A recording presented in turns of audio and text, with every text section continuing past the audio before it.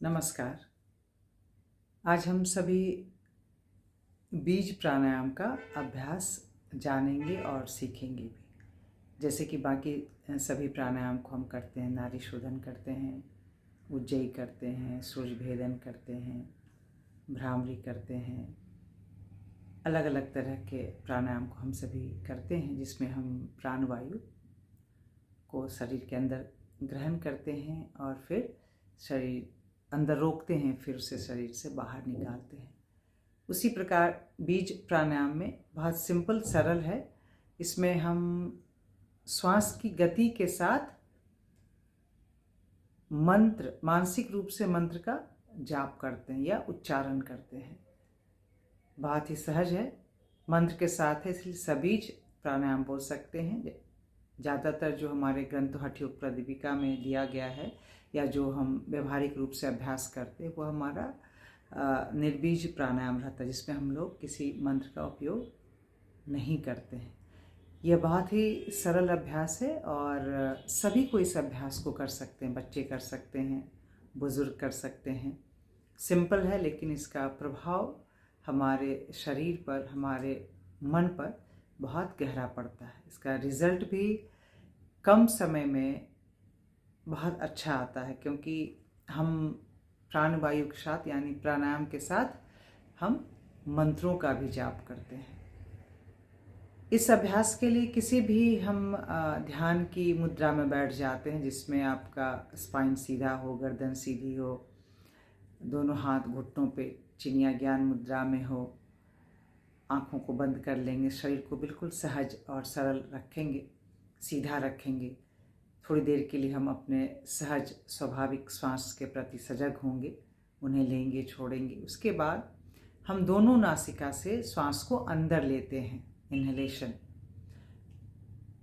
और मंत्र का भी उसके साथ जाप करेंगे। कोई भी मंत्र, जैसे ओम नमो भगवते वासुदेवाय या ओम नमः शिवाय या फिर ओम का कर सकते हैं, विच इज़ इमोटल साउंड।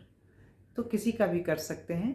फिर रोकेंगे, रिटेंशन, और फिर श्वास को छोड़ेंगे, एक्सहेलेशन। इसमें इस बात का ख्याल रखेंगे कि रेशियो बराबर होनी चाहिए, 1-1-1। जितनी देर हम श्वास लेंगे उतनी देर रोकेंगे और उतनी देर ही हम छोड़ेंगे। 2-4 दिन के प्रैक्टिस में यह भी आपको समझ में आ जाएगा। और इसमें इसके फ़ायदे क्या हैं? तो इसके फ़ायदे ये हैं कि जैसे हम कोई भी प्राणायाम करते हैं, पतंजलि योग सूत्र में आप सभी ने पढ़ा हो या जानते होंगे कि इसमें दिया हुआ है कि प्राणायाम के बाद हमारा जो मन है, जब प्राणवायु को हम स्थिर कर लेते हैं तो हमारा मन धारणा के लिए तैयार हो जाता है। यानी धारणासु च योग्यता मनसः, यानी मन हमारा धारणा, कंसंट्रेशन के लिए तैयार हो जाता है। इस अभ्यास में भी कंसंट्रेशन होता है थोड़ा जल्दी, क्योंकि यहाँ पे हम दोनों ओर से प्रयास कर रहे हैं, श्वास की गति के साथ मंत्र का भी उच्चारण कर रहे हैं।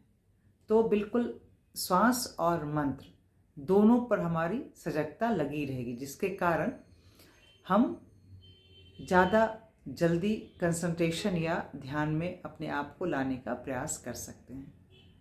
ये बहुत सहज है, हर किसी को प्रयास करना चाहिए।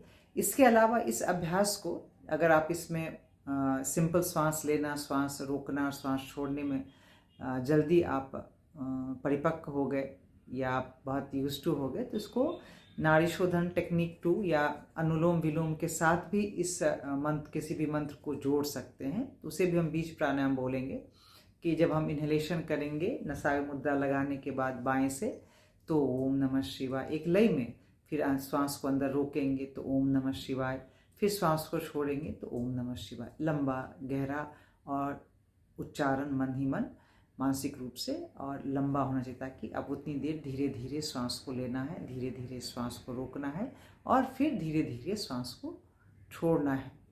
तो ये एक सरल अभ्यास है जिसे हम सुबह या शाम कर सकते हैं।